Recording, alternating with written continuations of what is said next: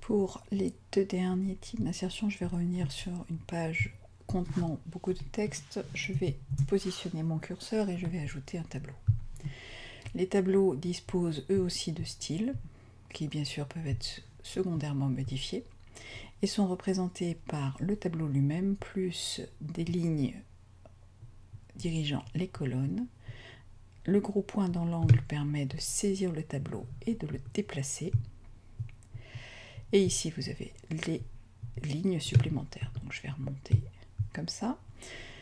De la même manière, on passera dans la disposition pour pouvoir gérer la façon dont le texte se déplacera par rapport au tableau.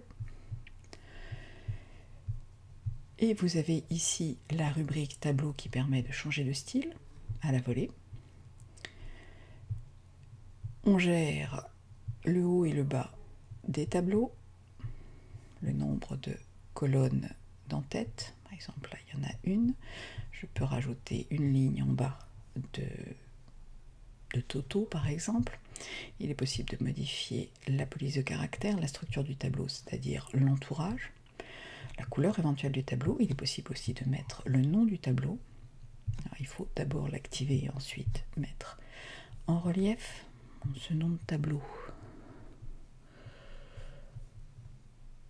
Je dois pouvoir ici éditer et augmenter sa taille parce qu'il est un peu petit. Voilà. Le quadrillage du tableau par lui-même, on peut faire apparaître ou disparaître les lignes et éventuellement ajouter des couleurs en alternance si on le souhaite pour améliorer la lisibilité. Un tableau fonctionne toujours de la même façon. On marque par exemple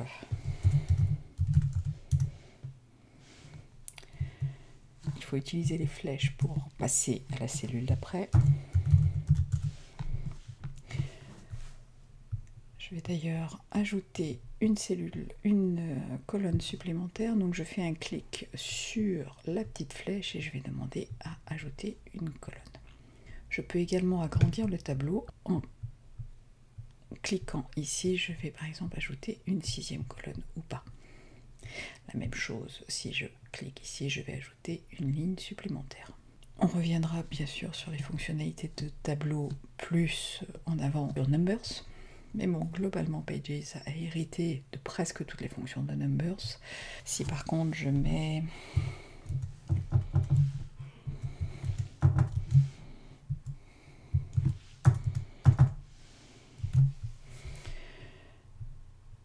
en sélectionnant mes 3 colonnes, il devrait me mettre 2003. Et si j'ajoute des lignes supplémentaires, il fera 2004 et 2005. Peut-être parce que février, je vais voir si ça marche. Je peux aussi sélectionner en maintenant.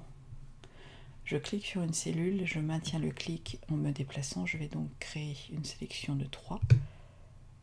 Non, vraiment il veut pas. Bon. Donc il faut bien distinguer entre les petites boules blanches qui servent à la sélection d'une cellule et la petite boule jaune qui va servir à propager un résultat. Si par exemple je mets,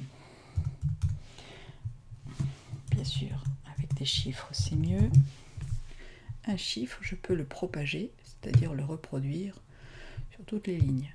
Si je fais comme ça, je vais le reproduire sur les autres. On peut déplacer une cellule. Pour ça, il faut double-cliquer. Alors, il faut cliquer. C'est pas facile. Avec un trackpad, c'est vraiment pas facile. Sélectionner sans sélectionner le texte. Cliquer et ensuite déplacer la cellule. La même chose peut être fait pour une colonne. Donc, si je prends la colonne tout entière, je vais appuyer sur son en-tête et je vais pouvoir ensuite la positionner différemment. Je peux faire la même chose avec une ligne, donc là c'est plus facile. Je double-clique et je déplace. Donc en gros, je sélectionne, je clique et je déplace. Alors que si je double-clique à l'intérieur, je vais modifier le texte par lui-même. Lorsque j'appuie sur une colonne, je peux utiliser le tri, je peux insérer des colonnes avant-après, je peux supprimer ou je peux ajuster la colonne au contenu. Donc là, évidemment, la colonne va rétrécir et je peux faire la même chose avec une ligne, c'est-à-dire ajuster la hauteur au contenu afin que on n'ait pas trop d'espace perdu. Pour formater une cellule, on clique sur la rubrique cellule. Ici, le format des données est par défaut automatique, mais il est par exemple possible de dire que ce seront des pourcentages, de dire que ce sont des fractions, ou même une devise, et dans ces cas-là, on va choisir la devise. On gère les décimales, on gère le séparateur de milliers, et on peut mettre un style comptable, c'est-à-dire avec la devise devant. Les cellules peuvent être remplies, comme on le souhaite, mosaïque, etc. On peut changer le style de la bordure. Le surlignage conditionnel, on y revient. La partie texte à proprement parler nous permet de modifier la police des cellules. Alors, si on veut sélectionner la totalité du tableau et changer la police de façon globale, il faut bien sûr utiliser ce bouton. Je changerai éventuellement l'alignement et je peux changer la disposition par rapport aux bordures. Je peux centrer par exemple le texte. Les cellules peuvent avoir un formatage automatique en fonction de certaines conditions. Si j'ajoute une règle, ici il s'agit de texte. Donc par exemple, je dis si le texte est supérieur ou égal à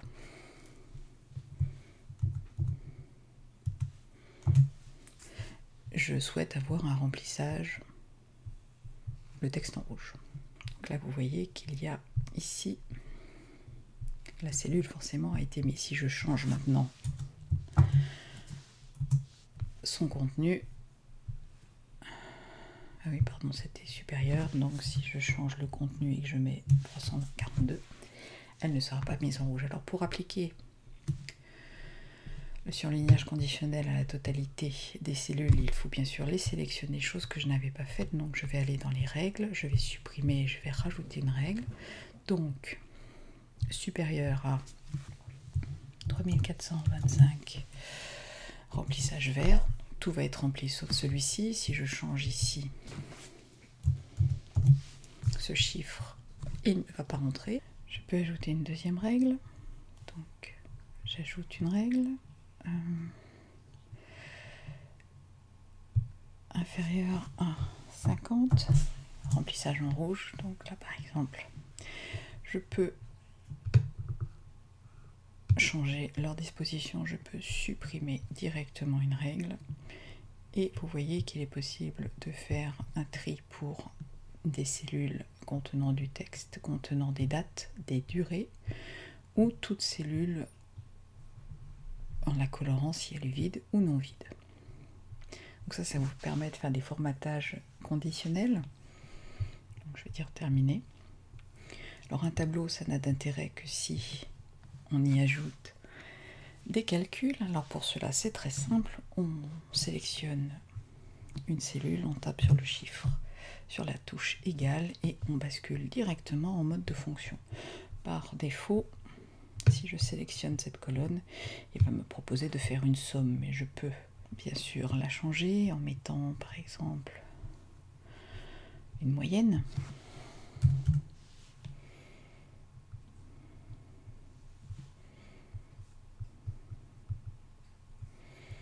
Je clique sur OK. Donc là évidemment il ne va pas pouvoir puisqu'il s'agit d'une valeur. C'est pas grave. Je vais supprimer. Je vais effacer. Je vais mettre une somme. Je valide. Et de la même manière, si je souhaite avoir une somme pour toutes les colonnes, je vais utiliser le petit bouton jaune qui va reporter les formules. Si je double-clique ici, il aura bien fait la somme de la colonne et oups. Et ici, il s'agit bien de la somme de cette colonne. Vous voyez qu'en mettant en surbrillance, il va afficher la colonne de calcul.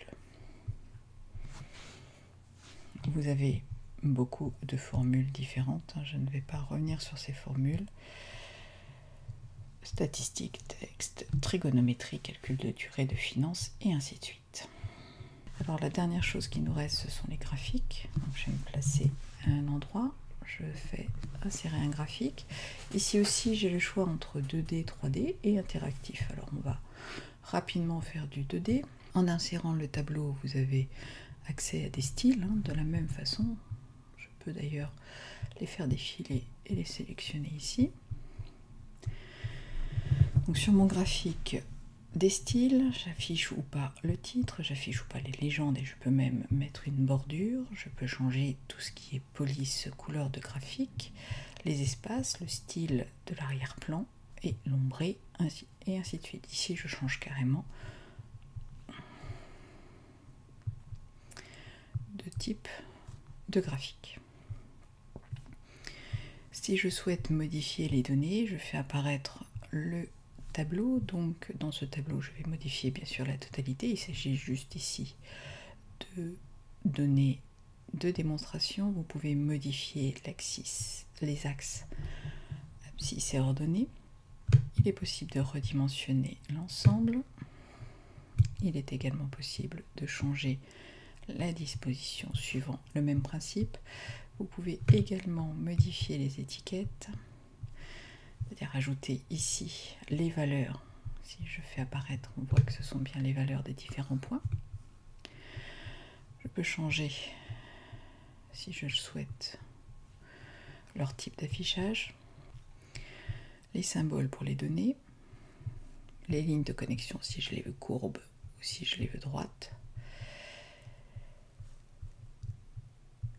et d'autres options diverses et variées. Ici, je modifie tout ce qui touche aux axes, au quadrillage, aux ombrés. On a parlé 3D, donc je vais supprimer celui-là.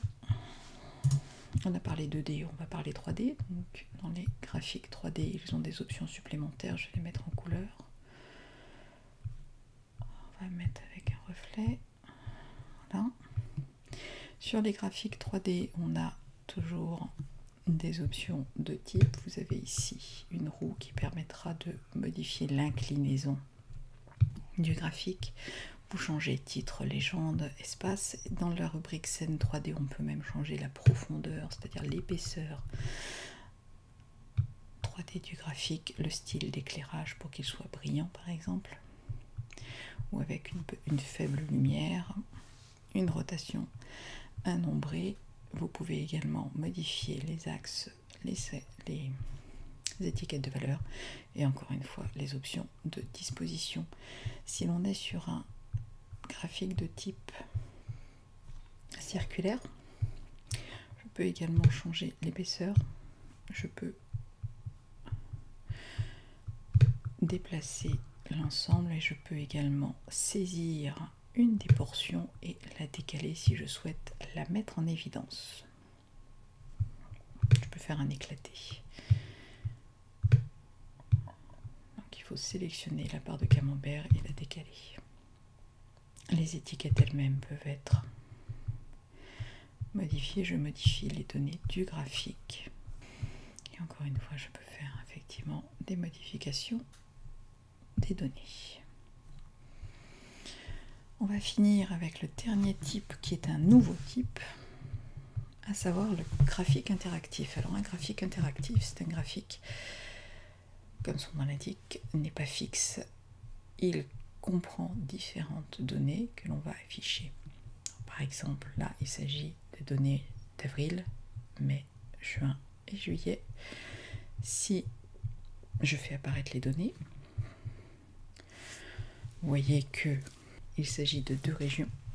Je peux inverser et faire par exemple ici le montant des données et faire varier la région 1, la région 2 en fonction des mois. Ici aussi, j'active les titres, les légendes, les bordures, mais aussi les étiquettes. Au niveau graphique interactif, on a une option supplémentaire. Ici, c'est une barre de défilement, mais ça peut également être... Il faut le sélectionner. Juste des boutons. Donc comme ça, je ferai défiler. Ces graphiques-là sont également supportés sur iOS. Les données peuvent être au-dessus, en dessous. Il est possible de les modifier comme tous les autres graphiques, de rajouter des étiquettes de valeur et de changer leur disposition par rapport au texte qui est environnant. La dernière partie correspond aux commentaires et suivi de modifications. Donc les commentaires, ce sont des espèces de post-it. Donc je mets en surbrillant, je vais dire que je veux ajouter un commentaire.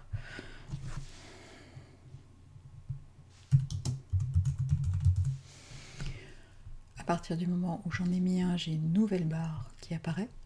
Donc je peux naviguer entre les différents commentaires. Donc là, j'avais ajouté malencontreusement sur le graphique.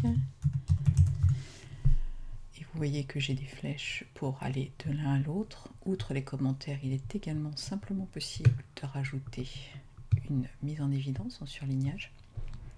Dans ces cas-là, je vais naviguer même dans le surlignage grâce aux flèches.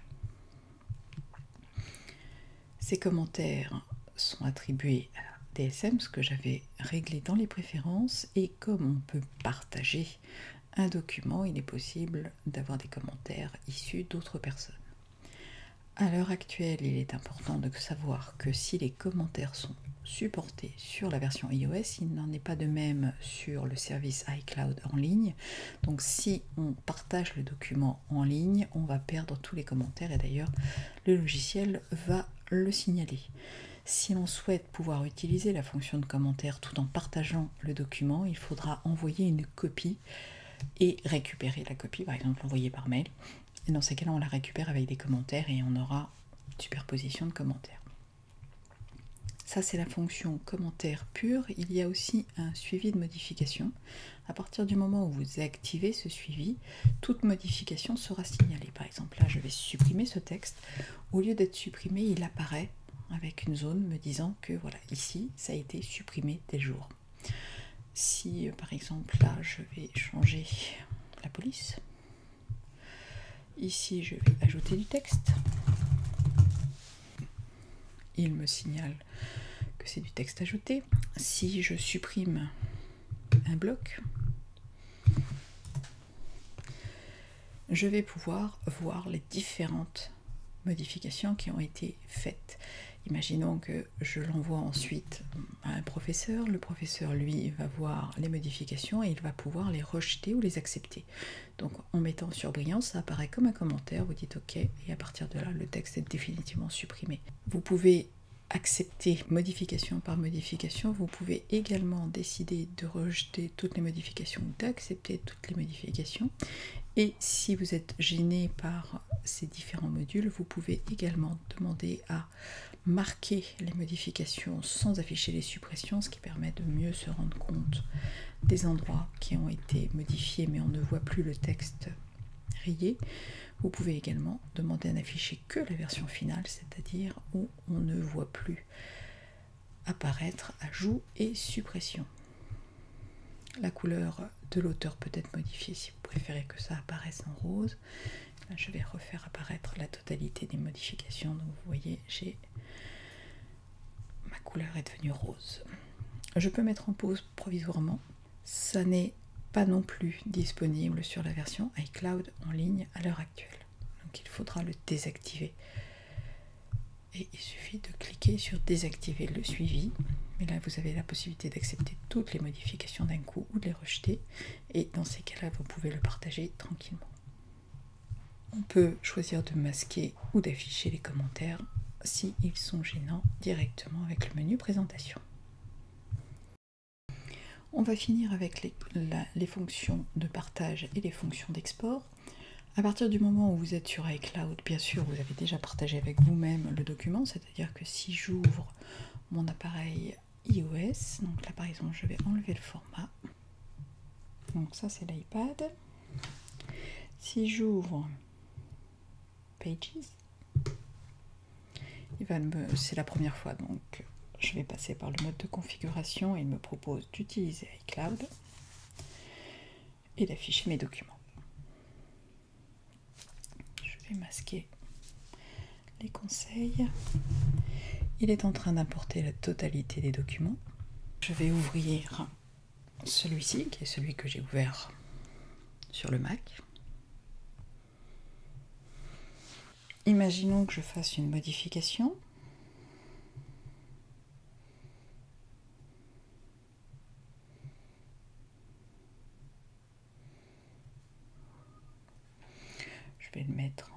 Je vais augmenter la taille et je vais le mettre en gras.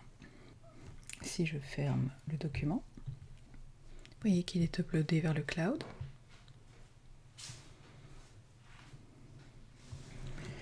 Si je reviens à ma version ici, il s'est mis automatiquement à jour. Donc, il s'agit d'une communication. Par exemple, là, je vais changer le style du tableau. Sélectionner le tableau. On va changer son style. On va le mettre en bleu. Je sauvegarde. Vous allez voir apparaître sur l'iPad la modification. Et le tableau a changé de couleur également sur l'iPad. Donc tout ça se fait en temps réel. Donc la connexion iCloud permet de modifier sur n'importe quel appareil raccordé au même compte iCloud. Donc là je vais fermer. Si je reviens ici, donc ça c'était les fonctions de partage avec soi-même. Vous avez également les fonctions de partage avec d'autres personnes et là il s'agit d'utiliser iCloud en ligne. Donc vous pouvez décider de partager le lien, c'est-à-dire qu'à partir du moment où vous cliquez là-dessus, vous allez pouvoir communiquer le lien ou simplement le copier d'ailleurs, faire un mail. Il s'agit du premier partage, donc on va dire OK. Et ma fenêtre s'ouvre. Mon icône a changé de couleur parce que je partage et vous avez le lien ici du document. Ce lien, je peux le copier et le coller dans un navigateur pour l'ouvrir. Je vais accéder ici à iCloud, Pages pour iCloud. Je vais redimensionner ça. On va d'ailleurs enlever l'inspecteur. Il faudra que vous soyez connecté avec un compte iCloud pour pouvoir créer des documents, mais vous pouvez, même si vous n'en avez pas, ici directement utiliser les options en ligne. Donc je ne vais pas détailler la fonction iCloud. Sachez simplement que les modifications, donc je vais supprimer ce mot, les modifications vont être répercutées. Je vais enlever par exemple tout ce paragraphe.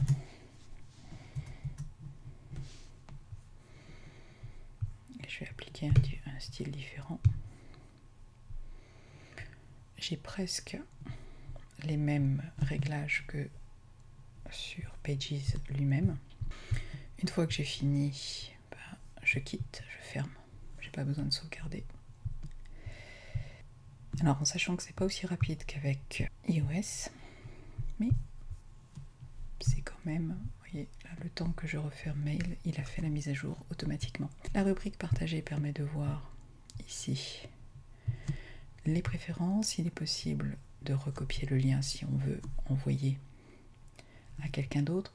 Comme je me suis pas identifiée sur iCloud.com. Pour l'instant, il considère que je suis la seule personne qui est modifiée. Je peux également protéger par un mot de passe mon document, ce qui fait que toute personne ayant le lien ne pourra pas le lire s'il n'a pas le mot de passe. Et il est possible ici d'envoyer de nouveau le lien ou d'arrêter le partage. Donc ça, c'était une première chose. Certes, il est possible de partager comme ça. Il est possible également d'envoyer une copie, c'est-à-dire une copie du document par message, par mail.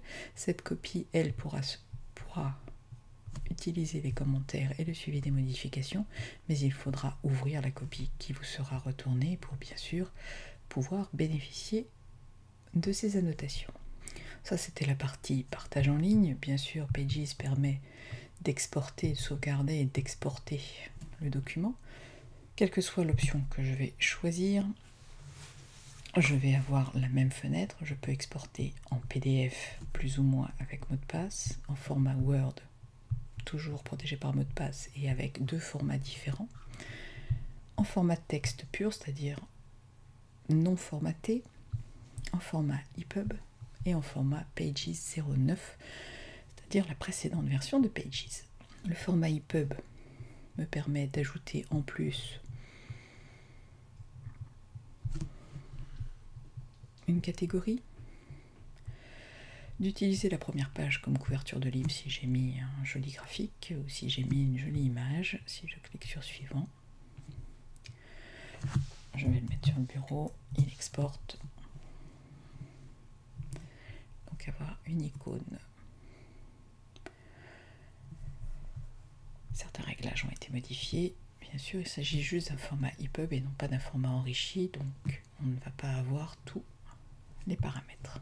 Voilà, mon tutoriel est là. Si je double-clique, c'est dans iBook qui va s'ouvrir. Il a une page par défaut et je vais pouvoir voir mon document ici, tel que je l'ai créé.